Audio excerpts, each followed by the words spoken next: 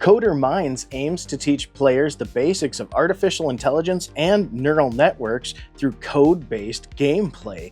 This was another neat little entry, and I love the cover art on this, mainly because the little adorable robots that you get to play with, and the little one pictured here, look very much like the Y2K futurist art style that I was growing up with, and it seems like these robots would fit right in like the Robo Sapien product line. This is again a lift-off top box that features a sturdy plastic organizer that keeps all of the game components in good order. When we flip it over, we see some close-ups of the game components as well as a brief description of what kind of game this is and what players can expect to learn. Now, when we actually look at the game components themselves, we have a quarter-fold game board. Each player will get a deck of basic command cards and a deck of advanced command cards. They will also each receive a Zap card, which is a unique gameplay feature to Coder Mindz, as well as a series of tokens that split in half. Now, these are kind of neat because they explain how artificial intelligence gathers information to make a complete data set. I thought that was really kind of a neat way to visually demonstrate that. So for instance, this token that I used here, this is an example of an image recognition token. So we have a lollipop on here and it breaks into two pieces. Now, as you can see on the board in front of me, I have some pictures of cars and rockets and other aircraft that are broken apart on the board. As players navigate their way from one end of the board to the other, they have to navigate their robots into these little pieces of data to collect a full data set before they get to their end point here. So it's very similar to collecting supplies in Coder Mars, except for it's designed to be a bit more relevant to the theme that this game follows. I will say that the chips that clip together are a nice gameplay component that I think is a lot of fun. However, I will see this as a physical weak spot just because the way that they fit together as a puzzle piece, if you have some younger ones playing this that are a bit rough, I can see these wearing out a bit quicker. But that being said, not the end of the world. You don't necessarily always have to clip them together. That's kind of a visual thing there. Otherwise, all of the components are very nice. The cards, these have a nice thick card stock. It's not linen, just regular card stock, but nice quality color print, very snappy. Again, we have wooden player pieces, which the print quality on these is really good.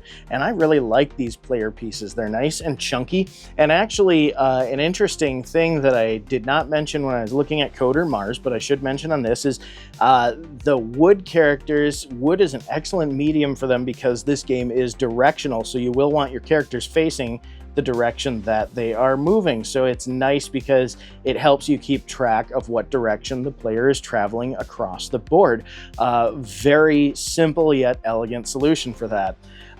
This time around, when we have basic commands, the art is a little bit more minimalist and it's easier to read the code that you have on top of the card here, which I really like. When we get into the advanced commands, they're very similar to other Coder games. So they look about the same as what you'd get Coder Mars. So there's no longer the visual representation on the bottom of the card. Now you're expected to be literate enough to read the more advanced commands. Similar to Coder Mars, Coder Mindz also has multiple difficulty settings that each introduce you to an individual aspect of the game. However, there are also alternate gameplay rule sets in this, so it's not just increasing the difficulty, but for instance, you go from training, basic to advanced, image recognition, basic to advanced, and autonomous, basic to advanced. And autonomous is where you're actually pre-drawing your cards in rounds for your robots to autonomously make their way across the border, kind of program themselves. So neat little spice. Let's hop into this gameplay manual real quick since we're already consulting the rules. This is yet again another, this is page 29 is blank, so almost 30-page rule book that may seem daunting at first, but again, much like the other Coder games, there's plenty of visual representation of the game components, and because we have multiple rule sets working their way through 3 different phases of learning, as well as 2 difficulty settings per phase, arguably you're not using all of this rule book at once for one particular game until you're actually progressed enough that you're playing the full gameplay mode. And again, because there's different gameplay modes, even on the more advanced autonomous settings, you're not necessarily playing in the same way that you would, say, just a base image recognition setup. So there is some versatility in this game because you can find a little Goldilocks zone of where the difficulty is just right for the age of player, or just plain how advanced they are. Other gameplay components of note: you get 1 die, Arabic numeral, and the distribution is 1 through 3 again on this one, and evenly distributed. So same type of die as what you would get in Coder Mindz. I love the introduction of the zap feature. So, I had it upside down here. So the zap card, once per game, if a bot has clear line of sight on another bot, they can zap them and send them right back to start.